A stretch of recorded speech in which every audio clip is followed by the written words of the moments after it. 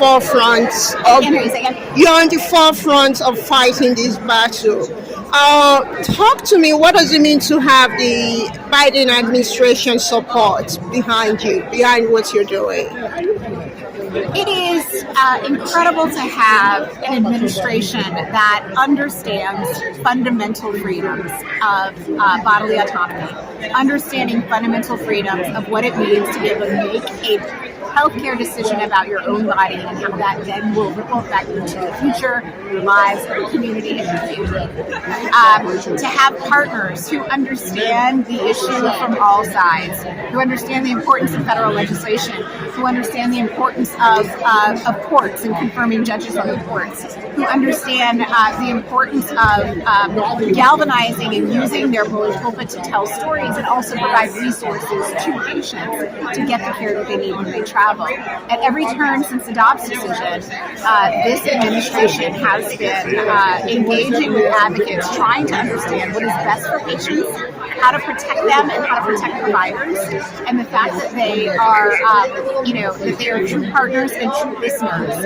as they create and think about the policies that they can advocate for. I think is incredible. This is an issue that is being observed around the world, and what the decision that will happen here will impact other people. For example, in developing countries where women are watching this issue because, reproductive rights. So can you talk about the impact of that? It's so ironic, right? Around the world, we are seeing advancements on behalf of reproductive rights. We are seeing a lot of countries open up and become more liberal in their support for reproductive rights. Countries, like Ireland and Argentina and, Mexico are advancing human rights. And in the U.S., we are going backwards, right? I think it does have a tremendous impact on, countries as well in Africa, where we do a lot of organizing with young people who are advocating and fighting for rights, because it is legitimizing taking away those rights, right? When a country like the U.S. rolls back rights, it gives more power to countries that have maybe more authoritarian regimes that want to take those rights away. So we no longer a beacon of democracy. We are no longer a beacon of fighting for freedom. We become representative of what it means to actually take those rights away. So it has a ripple effect in so many different directions.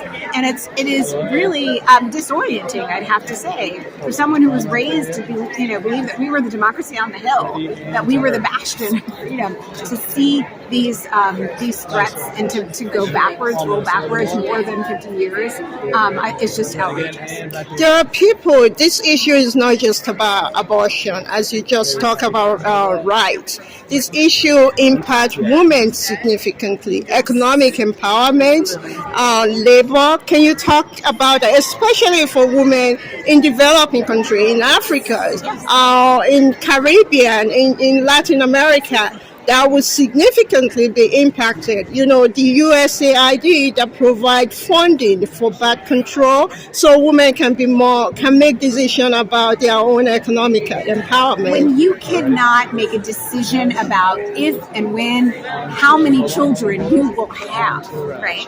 It impacts your ability to engage in education, in the workforce, to take care of the families that you have. The majority of people that seek access to abortion are already parents. They already have made a decision about their family. And to take away the right to say that this is the family that I want because you no longer will provide access to that care is criminal. And so I think that, again, the ripple effect of what is happening in the U.S. and how it strengthens the hand of people across the world who would, in fact, try to take those rights away, particularly for people who understand that the right to control their body is one of economic freedom. It is one of their ability to provide for the families and the lives that they already have. It is, I find it too critical. How important is it to have women in leadership, especially during this period? And what message do you have also for women in developing countries to be more engaged in the civil society, in political avenues, so issues like this will not happen again or will not be rolled back again? I thought the vice president said it so beautifully when she talked about the 6-week bans. You have across the country people making bans based on how they think a woman's body works. But in fact, many of us don't even know that we are pregnant at that point. And so if you don't have the representation of someone in office who understands as they are crafting policy what the real implication is of the decisions that they are making, they will be forcing them into situations where they are vulnerable, that will have economic impact and may have impact on their ability to continue their education or their career and take care of their families. And so representation and really truly understanding that lived experience becomes incredibly valuable. What is your message to women and girls around the world? Fight, right? Fight. That every day we have to continue to fight for our rightful place as equal people in this world. And it is a world where we will not gain that equality unless we actually stand and deliver that for ourselves.